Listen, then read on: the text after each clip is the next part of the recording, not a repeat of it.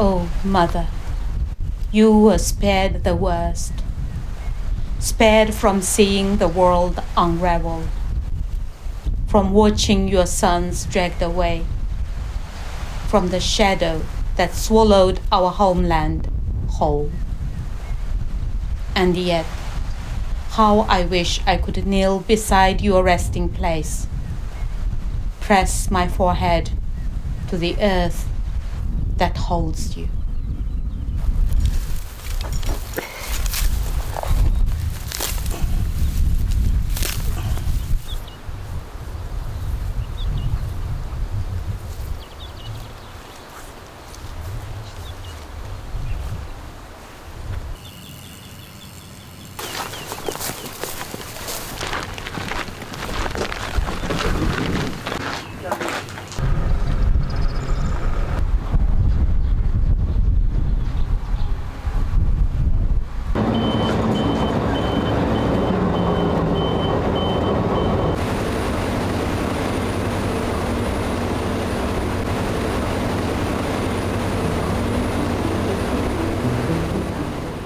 Our region connects China to the world, so in order to do their trade with the world, they need to pass through our region.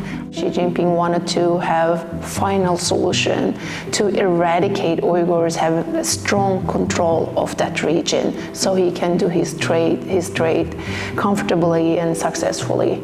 And that's when he started to build the camps and take in Uyghurs and use them for forced labor, and also the Uyghurs were facing torturing, brainwashing, political indoctrination, rape, organ harvesting, starvation, so many things they were facing. Uyghur arrested people or any other Turkic people basically targeted by the Chinese government, they are being put into the chair while being interrogated. They're chained from their hands, they're also chained from their feet. They cannot move, and sometimes as a way of torture, they're being left there for hours. And obviously, since you're being forced to stay in a certain position for hours, it makes problems with the blood circulation and whatever.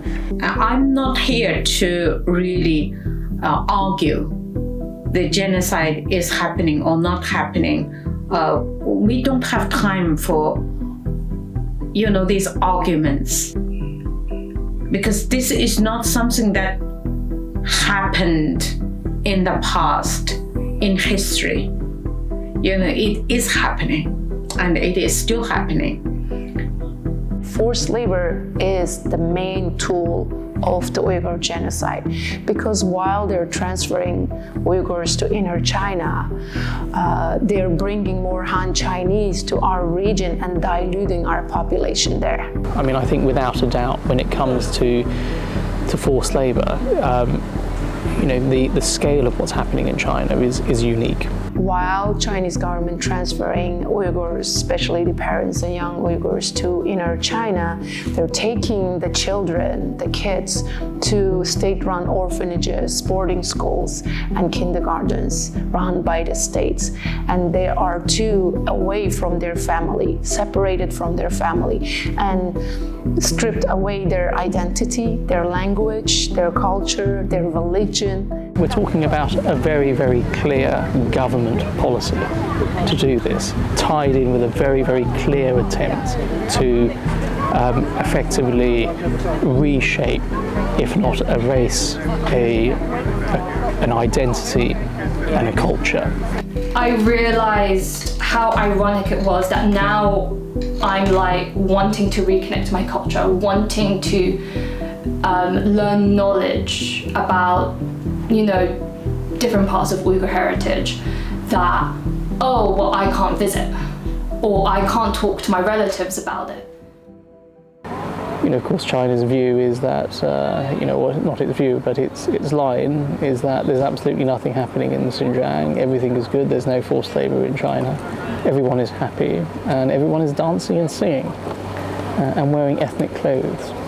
In the context that Uyghur people are dancing, it's not in the context of gatherings. It's not in the context of weddings. It's not in the context of like actual normal instances where Uyghur dancing would be practiced, like at small friends gatherings. You invite someone around for dinner, you play some Uyghur music, everyone starts dancing. It's in the context of tourism only. There are too many countries out there, including the UK, sadly dependent on China in many ways. They become dependent from critical minerals to solar panels to energy sectors, clothing, cheap food, tomato paste, you name it. So when Uyghurs speak out about the reality, about the truth, they try their best to silence them by holding our family as hostage and controlling our activities outside China. So their oppression doesn't just end in China, it's outside beyond their borders. And the Chinese often talk about the importance of family and how important the family structure is in China. That's stressed not in the innocent way in which we understand it. That's stressed in the way in which they're saying, if you step out of line, that family structure suffers. People think, oh, God, it was so cheap, such a lovely dress, but people need to know why that dress, such a lovely dress, is so cheap. Almost every industrial field is experiencing forced labor with China, and the Chinese government is intentionally using Uyghur region and also Uyghur people for the dirtiest part of this job. Like for example, for solar panel, the polysilicon comes out of China, and that is being created by coal burning and things like that in our region. And 20 to 25% of the world's cotton comes out of China, and 80 to 85% of China's cotton comes out of our region with forced labor. And like back in the days in Aksu and some other cities, students were sent to fields to collect cotton. And this is all the propaganda. It says sunlight is better for students. This is a physical activities. It's gonna build us stronger bones. And each school had quotas to make. We didn't realize it was a forced labor, child labor.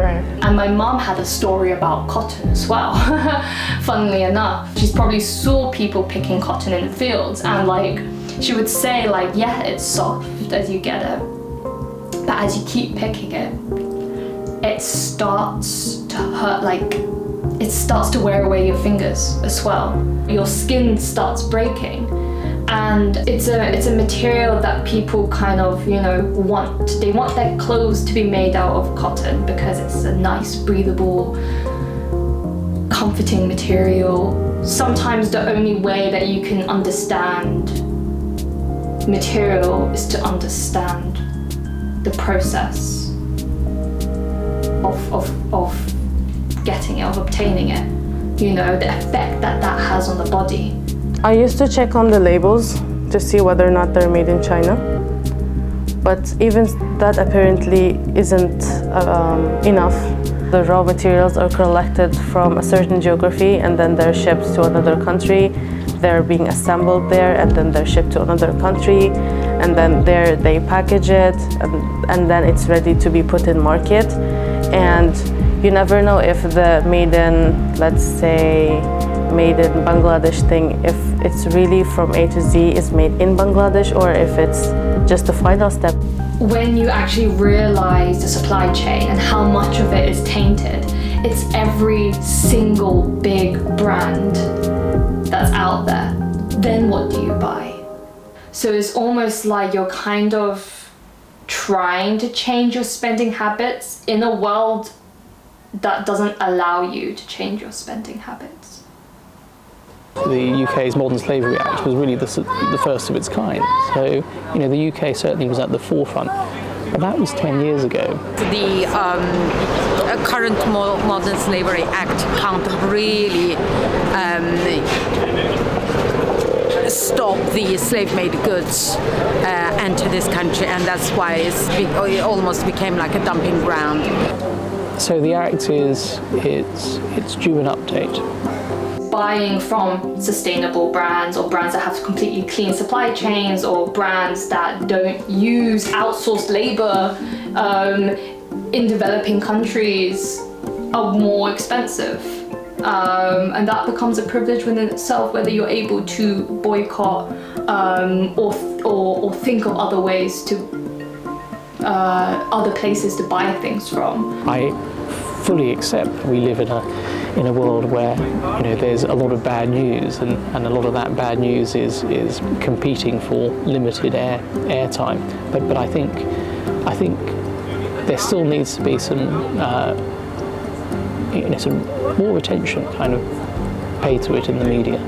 The only way we can really weaken this regime is to make sure that they are not benefiting from the products that are made from the forced labor. Ultimately companies, they will take things seriously and they will move when customers in the UK start saying, for example, yes, climate change is important to me, and I want to lower carbon emissions, but human slavery is also, important to me.